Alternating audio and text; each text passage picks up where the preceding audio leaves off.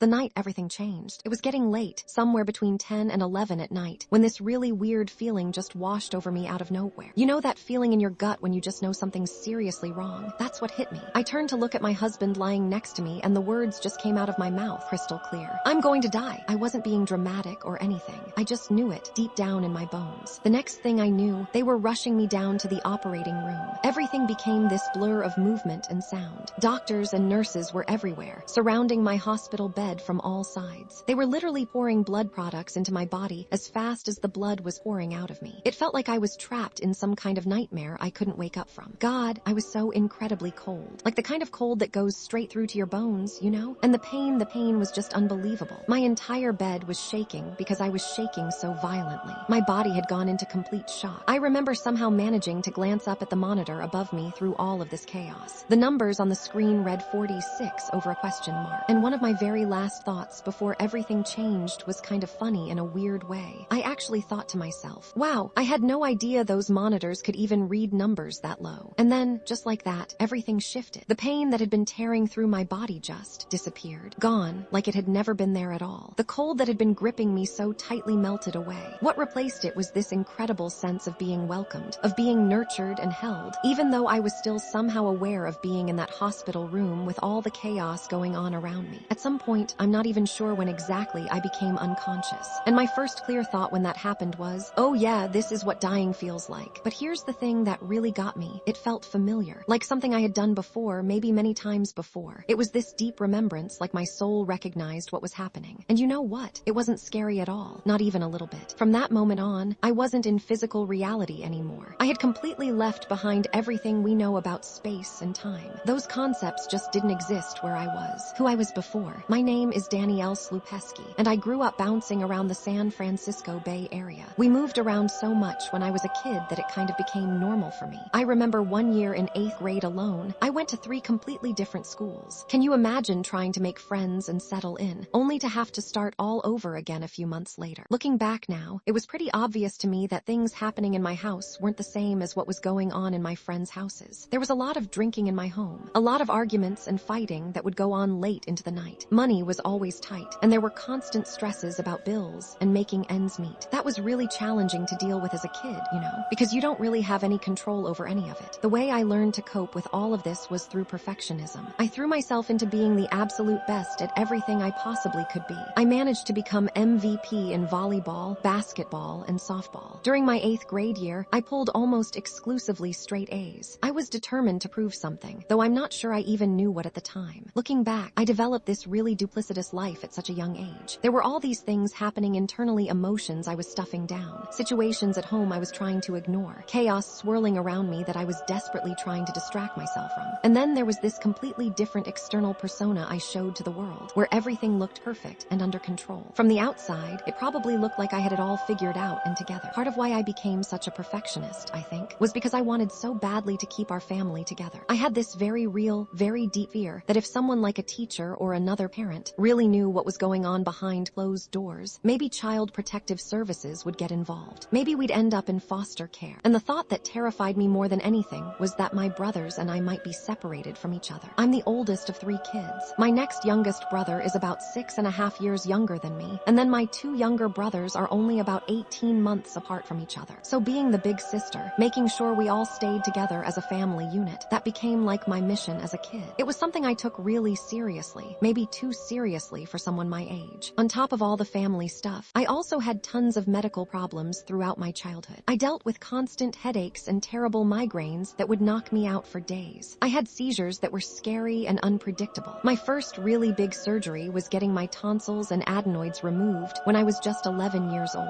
After that surgery, they gave me this liquid codeine prescription to manage the pain. I remember my mom handing me the bottle and just saying something casual like, "Okay, well, here's your medicine," without much thought to it. And very quickly, I mean really quickly, I realized that this medicine was, well, it was awesome. It felt absolutely great. It was distracting from all the other pain in my life. It was numbing in the best possible way. It created this euphoric feeling that I'd never experienced before. I remember actually bringing the empty bottle back to my mom pretty soon after and saying, "Okay, well, I need more of this." And her reaction was immediate. Whoa, you're not supposed to be done with that yet." But by then, something had already shifted in me. I had discovered a way to feel better, to to escape, the physical challenges. When I was 13, I got diagnosed with something called adolescent Blount's disease. Basically, what happened was the growth plates in my shins closed up inappropriately, which caused this deformity where my lower legs kind of bowed outward. It was pretty noticeable, and it affected how I could move and walk. My first surgery for this condition was when I was 13 years old, and my last one wasn't until I was 18. So basically, my entire high school experience was spent rotating between a wheelchair, a walker, crutches, and a cane for a huge portion of those years. And this was right around the time when the movie Forrest Gump came out, which was just perfect timing, right? I got endless run, Forrest, run jokes constantly. Kids can be cruel, even when they think they're being funny. But I pushed through. I graduated high school, and I don't even remember what exact day graduation was on, but I do remember that literally the very next week, I started an EMT course at our local community college. I was so eager to get started with my life and figure out who I was going to be. I got my EMT certification, and I absolutely fell in love with the work. I ended up working for this company that provided on-site, on-scene medical care for concerts and music festivals and at nightclubs in San Francisco. I always joke about it, but it's totally true. I was hanging out in clubs and bars before I was even legally allowed to be in them. There I was, this tiny baby 18-year-old EMT, working in these adult spaces and feeling so grown up. After I started working as an EMT for a while, it became clear to me pretty quickly that I wanted to level up. I thought, oh, I want to go be a paramedic. That's the next step. So I got accepted into NCTI, which is a paramedic school, and I was so excited about it. But then, because of my seizure history from when I was younger, I hit this wall. I realized I couldn't actually get an ambulance driver certification because of those seizures. So that whole career track kind of felt like it got slammed shut in my face. It was really disappointing. I had to pivot and figure out what to do next. I looked at what classes I had already taken, what credits I'd earned, what was available to me, and I thought, oh, okay, I'll apply for nursing school instead. So that's what I did. I went to Cal State Hayward and got my Bachelor of Science in nursing. Immediately after graduating, I did my preceptorship in the emergency room at Eden Medical Center. And let me tell you, it's a level 1 trauma center, which means it was intense. Like really, really intense. A lot of the trauma that came through those doors was from things we do to each other as human beings. Lots of assaults, gunshot wounds, stabbings, domestic violence. The kinds of things that make you lose a little bit of faith in humanity sometimes. Looking back now, I was completely unaware of just how sensitive I actually was at that time. I wasn't handling any of it well emotionally or psychologically, but I didn't have the self-awareness to recognize that. And so my addictions, the ones that had started way back with that codeine prescription, just kind of took off and spiraled while I was working in the ER. Here's the thing though, I was actually a really great nurse. Like you would have wanted to be assigned to my room if you had something serious going on medically. I was competent and skilled, and I cared about my patients. But the minute my shift would end and I'd walk out those doors, I would immediately turn to either alcohol or multiple prescription pills to cope with everything I'd just experienced. Sometimes both. But it was also weirdly normalized in the environment where I was working. So many of us would get off our shifts at 7 or 7:30 in the morning, and we all knew which restaurants in the area served alcohol at that early hour. And we would rationalize it to ourselves by saying things like, well, we just got off work, right? Everybody else has their happy hour after work. Why shouldn't we have ours? We made it make sense in our heads, even though deep down we probably knew better. That entire period of my life, I was addicted to prescription pills and drinking way too much. But I was what they call a highly functional addict and alcoholic. I showed up to work. I did my job well. Nobody would have guessed from the outside what I was dealing with internally. The accident that started everything. In April of 2013, a group of us fellow nurses decided to have a fun night out together. We got a limo and basically set up our own little booze cruise, if you want to call it that. We were going to hit up a bunch of different places and just have a good time. Somewhere along the line during that night, I got pretty much blackout drunk. I don't remember a lot of the details, honestly. But what I do remember is going to get out of the limo at some point, and my heel caught on the door frame. I came down hard, landing with my knee directly on the concrete curb. I ended up with what they call a non-displaced fracture of my femur. Non-displaced basically means it didn't need surgery to fix, but I still had to be completely immobilized for 8 weeks. 8 long weeks of not being able to work, not being able to move around normally, just stuck at home. During that time of being immobilized and off work, something was happening in my body that I had no idea about. I was developing a blood clot in that same leg, but there were no obvious symptoms that I recognized. I just thought my leg was sore from the fracture and the healing process. When I finally went back to work in June, I was desperate to make up for lost time. I needed to make up the money I'd lost during those 8 weeks off. I needed to make up the PTO I'd used. So I did what seemed logical at the time. I signed up for several overtime shifts, one right after another. I literally worked a 16-hour shift, which which when you're on your feet in an emergency room is absolutely brutal on your body. By the end of that shift, my leg was really, really red. It was incredibly sore, more than it should have been. And you know what I did? I did what all good nurses do, meaning we're terrible at taking care of ourselves. I grabbed an ace wrap bandage and I wrapped my leg up really tightly, and I just powered through the rest of my shift. I told myself I was fine and kept going. When I finally came home that morning after that long shift, it was June in California. Beautiful weather, nice and warm outside. I had this plan to go sleep in our backyard, maybe get some sun while I recovered from the night shift. So I went into my bathroom to put on some sunscreen before heading outside. That's when I passed out, just completely lost consciousness right there in the bathroom.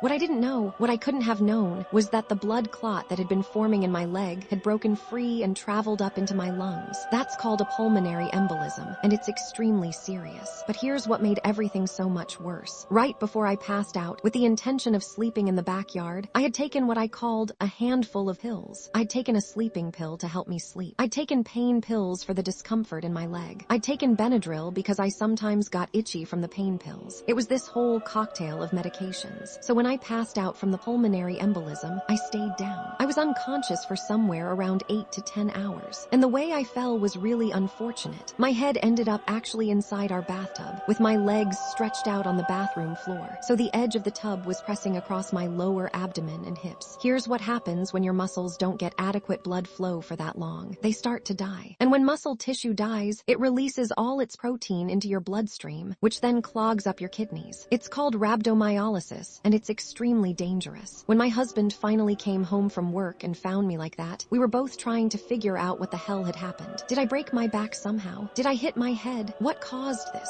Because my legs completely didn't work anymore. I couldn't move them at all, not even a little bit. We called 911, and the ambulance took me to the closest hospital. In the emergency room, they discovered this massive blood clot in my lungs. It was also immediately clear that I was in kidney failure. The combination of everything that had happened was catastrophic for my body. So I ended up being admitted to the ICU in critical condition. The medical nightmare. When I first entered the hospital, I weighed 167 pounds. Fast forward to day 10 of my hospitalization, and I weighed 209 pounds. Think about that for a second. I had gained over 40 pounds in 10 days. But it wasn't weight gain like you normally think of it. I was completely blown up with fluid retention everywhere in my body. At one point, the situation got so extreme that the palms of my hands and the soles of my feet literally split open from the pressure of all the fluid. There were blisters forming on my legs where fluid was actually seeping out of my skin. It was horrific. A resident doctor at the time decided that she would try to help relieve some of the pressure building up in my abdomen. She thought it might make it easier for me to breathe if she drained some of that fluid. So she decided to do a procedure called a paracentesis, where they stick a needle into your abdomen to drain the excess fluid. But here's where things went terribly wrong. This resident performed the procedure inappropriately.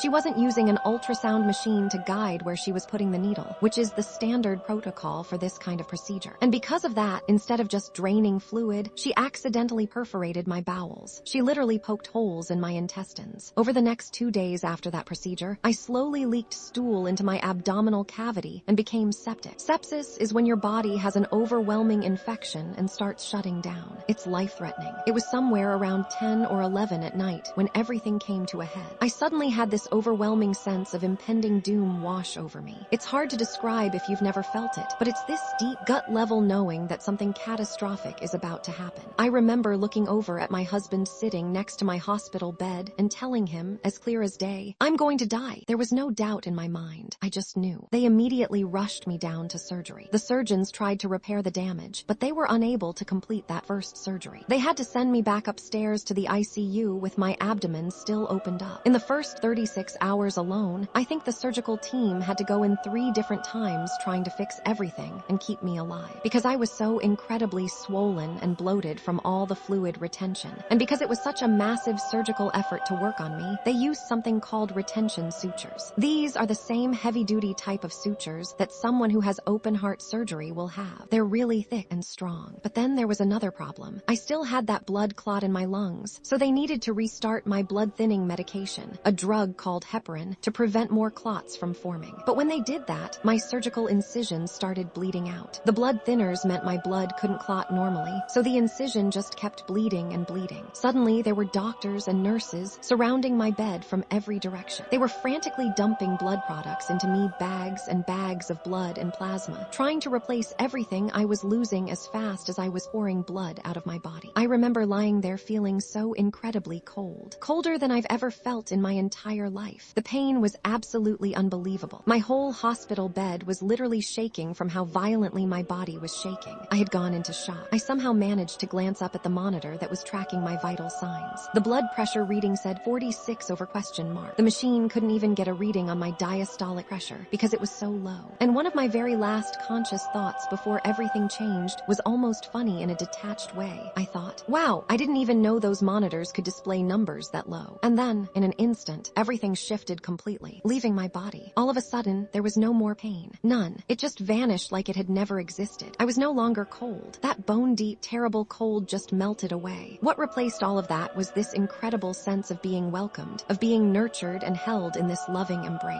And I was somehow still aware of being present in the hospital room, even though something fundamental had changed. At some point, I'm honestly not sure when exactly I became unconscious in the physical sense. And my very first thought when that happened was, oh yeah, this is dying. I know this. It was a remembrance, like a deep soul-level memory clicking into place. It felt very much like something I had done before, maybe many times. And here's the thing that surprised me most. It wasn't scary at all, not even the tiniest bit frightening. From that moment forward, I was no longer in physical reality. I didn't have one of those experiences you sometimes hear about where people float above their body and watch the doctors working on them. Once I was out, I was somewhere completely different. I was elsewhere. And from that point on, everything that happened felt like it was all occurring at the exact same time. I was completely outside of our normal human constructs of space and time. Those concepts just didn't apply anymore. It's taken me such a long time, years, really, to even be able to pull apart the individual pieces of this experience so I could put them into human language and describe what happened. At some point in all of this, I found myself. And when I say myself, I need to be clear about what I mean. I was not Danielle anymore. I was me, my true, essential self. I feel like I'm currently playing the role of Danielle in this lifetime, like an actor playing a character. But at this point in the experience, I was that larger, infinite version of me that exists beyond this one physical lifetime. I didn't have a physical body at that point, but I could see in this completely different way. I could see 360 degrees all around me, but it wasn't just in one flat plane like we see normally. It was more like a spherical form of vision where I could see everything everywhere all at once, in all directions. And then there was the light. This incredible, indescribable light that was directly above me. It was everything. It's hard to put into words, but the closest comparison I can make is when you're swimming underwater and you look up toward the surface where the sun is shining down. There's this focal point of intense light, but it's also very diffuse and kind of sparkly and shimmering around the edges. That light was God, source, universe. Whatever term we try to use in our limited human language, that light felt like the totality of absolutely everything that exists. And I knew with complete certainty that I was a part of it. I came from it. I belonged in it. It was home. I've never in my entire earthly life felt a sense of homesickness or longing for anywhere on this planet. We moved so much when I was a kid that nowhere ever really felt like home. But this place, this light, felt like home on a level that I had never experienced in physical reality. It was the deepest sense of belonging I'd ever known. And yet there was this frustration because I had no way of getting to it. I had no method of propulsion, no way to move myself toward it. It felt very similar to those dreams where you're trying to run but your legs won't work, or you're trying to throw a punch but your arm moves in slow motion and won't connect. That's what it felt like. In that moment, I felt this sense of desperation, not because I was in pain or scared, but because I needed that light just as much as I need oxygen right now in my physical body. It felt exactly that essential, that necessary for my existence. I needed to be in that light, to be part of it and merge with it, just as much as I have to breathe to stay alive now. And so there was this deep knowing that that light was everything. It was all love, all consciousness, all existence, the source of everything. The life review. At some other point, or maybe at the same time, since time didn't really exist there, I found myself in this room. It was this huge, expansive space, but it felt very mechanical in its design. The closest thing I can compare it to is the way a revolving door is arranged, or like an old Kodak slide carousel. You know what I mean? Those round carousels that would click around showing slides one after another. It was set up kind of like that, where each individual section was somehow simultaneously several things at once. Each section was a still photograph that I could look at and examine, but it was also a movie, like a moving picture of an experience I'd had. But it was also this 3D holographic rendering of the experience that I could look at from a third-person perspective. And yet somehow, I was also inside the experience as myself, living through it again. But here's where it gets really wild. I wasn't just experiencing these moments from my own perspective. I was experiencing observing them from the perspective of every single other person who was also in that moment with me. My perceptions split in all these different directions simultaneously in each moment. At first, I had what felt like plenty of time to really sit with and be fully present in each one of these experiences. I was able to know exactly what other people in each moment were thinking and feeling. I could feel their thoughts and emotions as if they were my own. I was also able to experience in very real time the effect and the impact of not just my words and my actions, not just the external things I did or said, but also my thoughts and my internal energy. I could see how even my unspoken thoughts affected the people around me, and I seemed to have a tiny bit of access to what had happened to a person before this interaction we were having. I could sense what experiences they'd been through that shaped their perspective in that moment. Like, this is why they're seeing me this way. This is why they feel the way they do about what I'm saying or doing. And I also had a little bit of awareness of how our interaction changed them going forward after we parted ways. This made me very aware of something really important. Every single interaction we have with another person, we're sending them away either in a neutral position, or we're moving them into a more positive place than they were before, or we're pushing them into a more negative place. There's always an impact. There were moments in this review where I saw myself doing something great, something kind or loving or helpful, and those moments felt really good to witness. There were other moments where I was doing things that were wrong or harmful or unkind, and those moments didn't feel good at all. But here's what's important. It wasn't like I was being judged by some external force. It was more like I was analyzing myself, discerning for myself what felt good in my being and what didn't. I was doing it with the same kind of gentle, teaching energy that you might use when you're teaching a little kid how to tie their shoes. If they get it wrong, you don't scold them or punish them harshly. You just say, "No, that's not quite right. Let's undo it and try again." It was very much that motherly, nurturing sort of approach that I was using to review all of Danielle's experiences and choices in life. There was compassion in it, not harsh judgment. And so now, after having this experience, I recognize so much more deeply the impact of our interactions with other people. Sometimes an interaction can be as simple as driving down the road and having a judgmental thought about somebody you see walking on the sidewalk. We might not think that has any effect on anyone since we didn't say it out loud or act on it, but it does have an effect. Energy is real. This whole experience made me way more conscious and aware of the experiences and interactions I'm having with people all the time. I have a much deeper awareness now of my thoughts and my energy, not just my actions and words. This idea of leading a duplicitous life like I used to, where I looked perfect on the outside, but was falling apart on the inside, that just doesn't work for me anymore. Because it became so crystal clear during this review that you can be doing all the right things and saying all the right things on the outside. But if the intention behind those things isn't pure, if it's coming from a dishonest or manipulative place, it's almost just as bad as doing obviously bad things. The difference between doing something with conscious, pure intention versus living and doing things completely unconsciously became so obvious to me. I had been living such an unconscious life before all this. My existence was kind of on autopilot. It was like, what do I need to do to just get through this workday? How do I make it to the end of the day? How do I get through this week to make it to the weekend? Maybe I can hold on until I get a vacation at some point this year. I was just in pure survival mode, just getting through each day without really being present or aware. And I had so much self-hatred. That might even be too mild a word for it. I was so far away from having any self-compassion or self-love. There was this deep-seated belief within me about my own unworthiness, my own not good enoughness. I really believed, at my core, that I wasn't good enough. Part of what I realized in this life review experience was that treating myself internally, that poorly talking to myself with such cruelty and contempt felt just as bad as when I had actually done something harmful to another human being, or said something mean to another person. The way I treated myself internally had the same negative energy and effect as the external harm I'd caused others. So it changed not only how I interact with the outside world and other people, but it fundamentally changed my internal dialogue and how I treat myself. I learned that we have to extend the same compassion to ourselves that we try to show others. The moments that mattered. Some of the memories that came up during this review were ones that I would have considered completely inconsequential, totally meaningless, if you'd asked me about them before. Little moments I'd long forgot, but it felt like I went through every single moment of my life at one point or another during this experience. Nothing was too small or unimportant to include. One of the memories that has stood out to me, probably the most one that still brings me to tears when I think about it, was from first or second grade. There was one girl in our class who was kind of always bullied by the other kids. Looking back on it now through adult eyes, she was clearly being neglected at home and probably being abused. You could tell from how she looked, how she acted, how she showed up to school. There were these three girls who were the popular ones in our class, as popular as girls can be when they're only 6 or 7 years old anyway. And these three girls were actively bullying this other girl one day during recess or lunch. They had her cornered against a wall in our courtyard area, probably saying mean things to her, making her feel small and scared. I was playing on the playground equipment, on the monkey bars, and I saw what was happening. And I just jumped down off those bars and ran over there as fast as my little legs could carry me. I got right between the bullies and this girl they were picking on. I laugh at myself so much when I remember this, because tiny little me literally stood there with my hand on my hip and my finger pointing out at these girls, shamming them and letting them know that what they were doing was not okay, not acceptable. I was probably like 3 feet tall, but I felt big in that moment. And in reliving this during my life review, I felt what it felt like for those bullies to be shamed and called out. I felt their awareness that what they were doing was wrong, that they knew better. But I also felt what the girl being bullied felt, what it meant to her to have someone stand up for her. This is one of the most profound things about recognizing your impact in your interactions with others. This was one of the very first times in this girl's young life that anybody had made her feel worth standing up for. In that moment, she understood her own value in a new way. Somebody thought she was worth defending. Somebody thought she mattered. And I was able to see in this review how that one little moment shifted things for her going forward. It changed something in how she saw herself. And if that moment gave her this opportunity to view herself in a new, more positive way, where did she then take that new perspective? Who else was she then able to help and heal because she now knew she had value? How did that ripple outward through her life and touch other people? It very much feels like the image of flinging pebbles into a still, clear lake. You watch all these little ripples form and spread out, and they bounce off each other and keep going and going, spreading farther than you can even see. Every action creates ripples that spread far beyond what we can immediately perceive. The acceleration. At first, I had what felt like plenty of time to be with each memory, to feel through it completely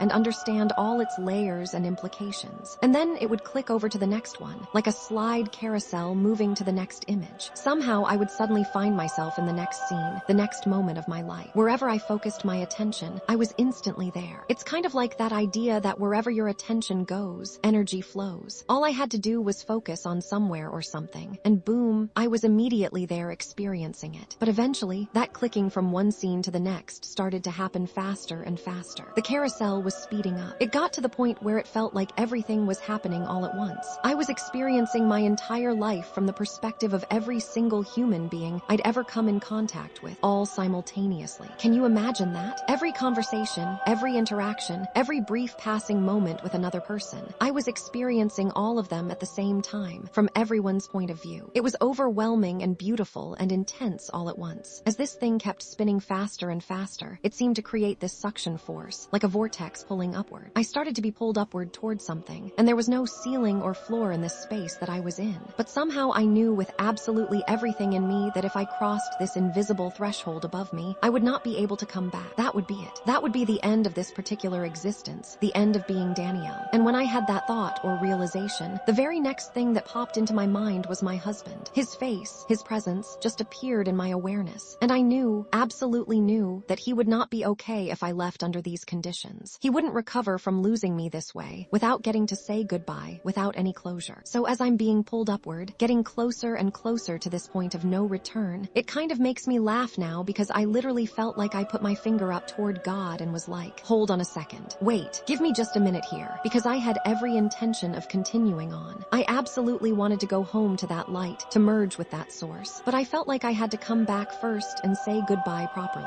It felt like the right thing to do, the necessary thing. So my thought process then, if I can even call it a thought process, because it was more like this instantaneous knowing, was that I'm going to go back to my body. I'm going to say goodbye to my husband and whoever else needs it, and then I'll be right back. I'll come back here and continue on. I knew that meant I had to get back into my physical body, which was really broken and damaged at that moment. I knew how incredibly painful that was going to be, and I was not looking forward to it at all. But I also felt absolutely compelled to do it. I had to. The way I thought I could get out of this spinning room, this carousel of memories, was to kind of jam the gears somehow or break the mechanism. And so I punched, which still doesn't make a lot of sense when I think about it, because at that point, I didn't have a physical body or physical fists. I wasn't Danielle anymore, but somehow I punched or pushed through the spinning images. And it's like I found my husband's hand on the other side, reaching through to me. We did this cliffhanger moment, you know, like in the movies where someone's hanging off a cliff and someone else grabs their hand just in time. It felt like he was holding on to me by just my fingertips, barely. And as this carousel was still spinning, I had to kind of flatten myself out. It felt very cartoonish, very surreal. I flattened out and got pulled back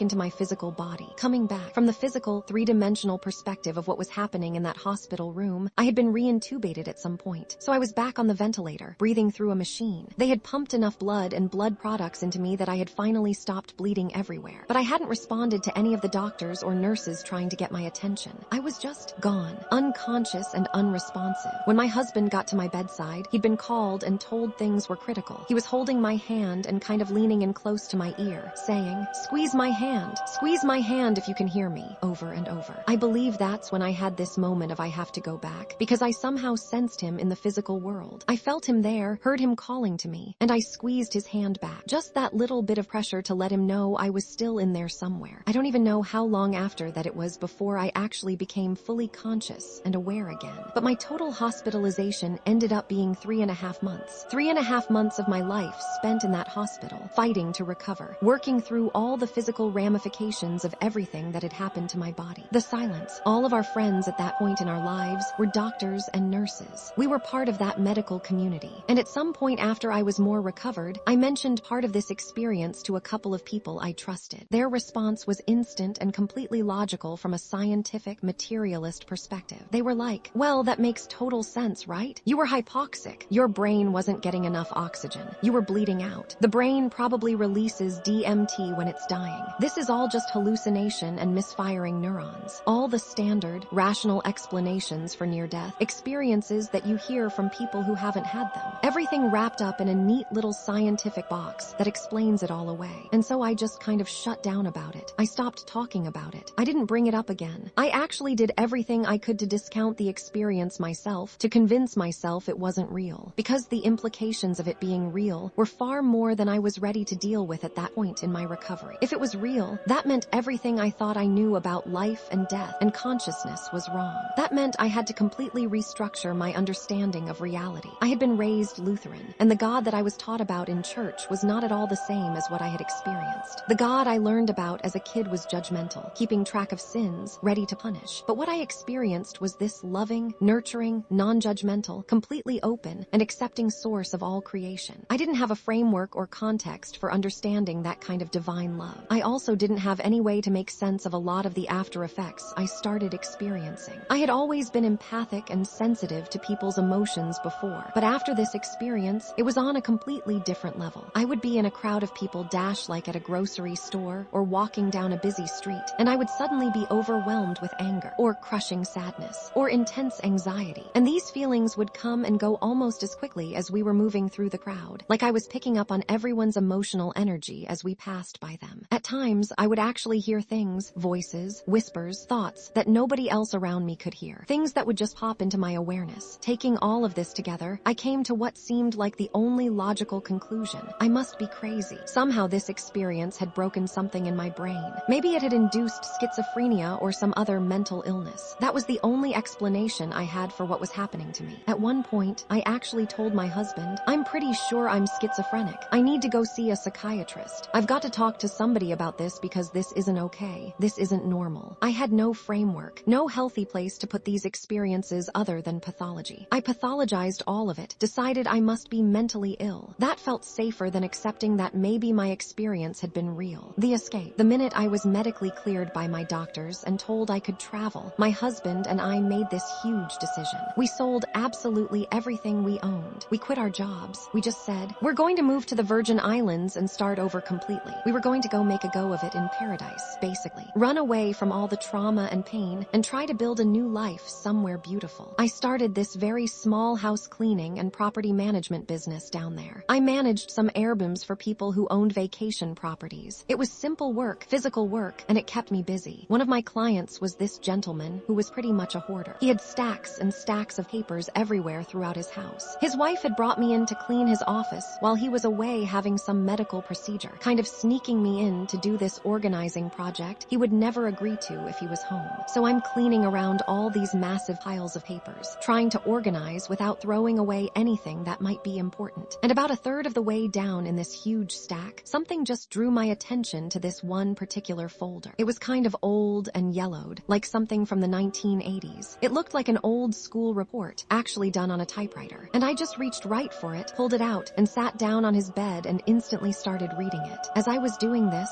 part of my brain was scolding myself. myself. Like, this is highly inappropriate behavior. What are you doing? You don't go through people's personal things. I had never done something like that before in all my time cleaning people's homes, but I couldn't stop reading. As I started getting into it, I realized it was a thesis paper that a college student had written about near-death experiences. And this gentleman whose house I was cleaning, he was one of 3 people who had been interviewed for this research. He had been a scuba diver, and apparently a scuba tank had exploded on a dock next to him, basically blowing apart his torso in the accident. And he had died, or nearly died, from his injuries. The way he described the light in his experience was exactly, word for word almost, the way I would describe it, the way I had been trying to find words for. And he described being in this circular sort of setup where he was reviewing his own memories, seeing his whole life from these different perspectives. I just started bawling right there sitting on this stranger's bed. I completely lost it, because in that moment, I absolutely knew that if someone else had experienced this same thing, it couldn't be just a hallucination or random misfirings in my dying brain. There was something real happening here. This was a real phenomenon that other people experienced too. I went downstairs and just sat on their couch, holding this thesis paper, waiting for them to come home. I don't even know how long I sat there. When they finally walked in the door, I'll never forget the look on his face. His eyes got absolutely huge when he saw what I was holding in my hands. He looked at me and saw that I'd obviously been sitting there crying, and he just looked right into my eyes and said, "You've seen. Not you've had an experience or you've been through something. Just you've seen." He knew. He recognized it in me. That just opened up this whole deep conversation between us. He told me he had never even told his wife about his near-death experience. Can you imagine? He'd been married to her for years and never shared this profound, life-changing thing that had happened to him. And who knows how long that folder with his interview had been buried in that stack of papers. Maybe years, maybe decades. It had never moved, never been looked at. And somehow, on that particular day, I was drawn right to it. That was the first time I knew for absolute sure that my experience had been real. It wasn't something my brain had just made up while I was dying. Other people had been to this same place, seen this same light, had this same type of life review. We couldn't all be hallucinating the exact same thing. The wake-up call. In 2017, our time in the Virgin Islands came to an abrupt and terrifying end. We got hit by hurricanes Irma and Maria back to back. 2 massive hurricanes within weeks of each other, just devastating the Caribbean islands. After the hurricanes passed and we were trying to clean up and rebuild, everything started growing mold. And I mean everything: walls, furniture, clothes, food. The humidity and water damage created this perfect environment for mold to just take over. That mold exposure got me really, really sick again. I dropped down to about 104 pounds, which on my frame was scary thin. I was having all sorts of medical issues popping up again, my body just falling apart. Part of my healing process during that time was forcing myself to get really quiet, to stop running and distracting and just sit with myself. And that's when my inner voice came to me,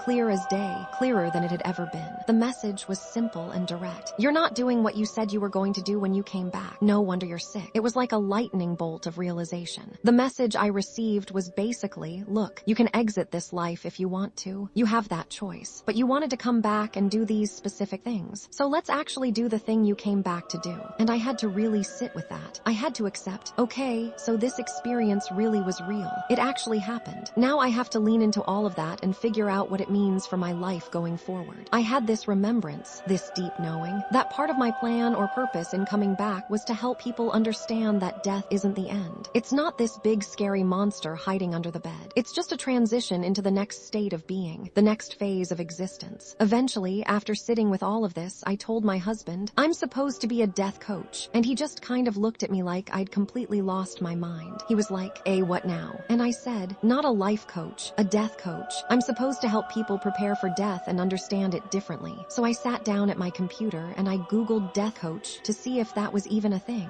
And that's when the term death doula popped up in the search results. And I was like, oh, there's actually a name for this. Other people are already doing this work. Prior to that moment, I had never heard the term death doula before. I didn't know it was a thing that existed in the world. But as soon as I saw it, I knew that's what I was meant to do. I immediately started researching and found a training school for death doulas. I signed up and went through the certification process. And the whole time it felt like this remembrance of not just the near-death experience itself, but of who we actually are as human beings. It feels to me now like we're all just kind of playing pretend down here. We're playing these roles for a while. Like, okay, I've taken on the role of being Danielle this time around. That's literally how I refer to it now. It very much feels to me like this is something I've done before incarnating, living a physical life, dying, and then doing it again again in some other form. And I have a sense I'll do it again in some future iteration too. For me, the point of this particular go-around, this lifetime as Danielle, is learning about compassion and connection. How do I find it? How do I foster it in myself and others? How do I cultivate it in the world? And working with people at the end of life feels like the culmination of answering those questions. The work. Being a death doula is the most humbling and rewarding thing I've ever done with my life. It pulls together all of the experiences I had before, the challenging things from my childhood, some of the traumatic events I went through, my nursing experience and medical knowledge, the near-death experience itself. All of a sudden, it all makes sense. Every piece of my life led me to this point. I can see now why I'm so passionate about working with people at end of life and helping people prepare for death, especially in this very intentional, conscious way. Because here's what I've discovered. As we're preparing for a conscious death, we automatically start to live a more conscious life. Just by virtue of having these conversations about death or listening to stories like mine, it brings new awareness into your life. You're likely to hug your kids a little bit tighter tonight. You're probably going to be a little bit nicer to your spouse or your partner. You're going to be a little gentler with yourself. When you become really aware of the finite amount of time you have available in this physical body, it changes how you spend that time. And when you understand that there's this infinite part of you that's here learning and experiencing and loving and losing, and going through all the things that come with being human, that perspective shift changes everything. We have so much opportunity as humans incarnated on this planet. We get to experience such a wide range of things. We get to give and receive love. We get to create and destroy. We get to win and lose. And there's value in all of it, even in those really painful loss experiences. Life is very much like a tapestry. Here on Earth, we only see the back side of it. We see all the messy loops and knots and frayed ends. It looks chaotic and random. But when you get to the other side, when you can see the full picture, it's this absolutely beautiful image that makes perfect sense. Every single one of those threads, even the messy ones, is necessary to make that picture complete. I say this often to people I work with. I would never give back any of my experiences, even the really hard ones. And I've been through some incredibly tough things. When I was 11 years old, my biological father and grandfather were both killed in a homicide in Oakland. They were murdered. Even that experience, one of the most traumatic things that could happen to a kid, I wouldn't give it back because it opened up so many opportunities for learning and growth, for loving more deeply, for forgiveness, which is one of the hardest and most beautiful things humans can do. Choosing to forgive the man who took their lives, that's a huge ask for any human being. And what an incredible opportunity that was for my soul's growth. What a gift, in a strange way. So much of my experience and what I do now in my work is helping people understand this perspective, helping them see that there are tons of opportunities for these kinds of opening and awakening experiences in life. And you don't have to get sick to have them. You don't have to nearly die to wake up, but you do have to be conscious and intentional about it. You do have to choose to see things from a different perspective. I now view all experience, everything that happens to me, as an opportunity to learn something. Even when I'm in the middle of really challenging, painful experiences, I try in those moments to tap into my future self and ask, what is here for me? What am I meant to learn from this? There's always something here for me to discover. I don't believe life happens to us randomly, like we're just victims of circumstance. I believe life happens for us, for our growth and evolution. Even the most horrific things have meaning if we choose to really digest the experience and alchemize it into wisdom of some kind. Whether that wisdom is just for us personally, or whether we can use that experience to help other people who are going through something similar, there's a purpose for all of it. Nothing is wasted. I also feel like a lot of these really difficult things happen maybe because we're not on our intended path. We've gotten off track from where we're supposed to be at a certain stage of our life, and the universe has to kind of whack us upside the head to get our attention. I think that's exactly why I had the medical crisis I did. I was living so unconsciously, so negatively toward myself, so disconnected from my true purpose. I think I needed that metaphorical 2x4 upside the head to wake me up. Some of us are stubborn learners and need the dramatic lessons. The bigger picture, I think the purpose of life, the reason we incarnate into these human bodies, is simply to experience. Just to experience everything we possibly can. The one mind, God, source, universe, whatever you want to call it, exists in this state of pure unity. It's very similar to how a fish doesn't know it's in water because it's completely surrounded by water. Water is all it knows. I believe that pure source energy is surrounded by itself. It's everything. It's this pure white light and love energy that contains all things. It's all emotions at once. It's all experiences simultaneously. It's all frequencies vibrating together. And therefore, in that state of total unity, it can't actually experience anything individually. It can't feel separate things because it's not separate from anything. It had to develop a system system through which it could feel individual things, sense specific experiences, be particular things, do certain actions. And I think that's what incarnating into physical reality is. That's what taking on a physical body is for. Where how Source gets to experience itself in all these individual, unique ways. The word doula comes from ancient Greek, and it means a woman who helps or a woman who serves. We often hear this word in reference to birth and supporting mothers through pregnancy and childbirth. But death doulas do that same work on the opposite side of the same coin. We support people through the dying process. And it makes so much sense to me, especially when I think about Edgar Case's quote that I love. Birth in the physical is death in the spiritual, and death in the spiritual is birth in the physical. It's this idea of a continuous ebb and flow, like the breathing of the universe. Every inhale and exhale, every cycle of birth and death. I almost think now that the whole cycle, birth, life, death, rebirth, is like God taking a breath. Every breath is simultaneously a new beginning and an ending. A new birth and a death happening at the same time. It's like the universe is breathing us into and out of existence with each cosmic breath. We come into physical form, we live and experience, we return to Source, and then we come back again in a new form, over and over. Breathing in, breathing out, in and out, birth and death, death and rebirth, the eternal rhythm of existence. This is what I've come to understand. This is what that experience showed me. And this is why I do the work I do now, to help people understand that death is not an ending, but a transformation, a return home, a breath out before the next breath in. And there's nothing to fear in that, nothing at all.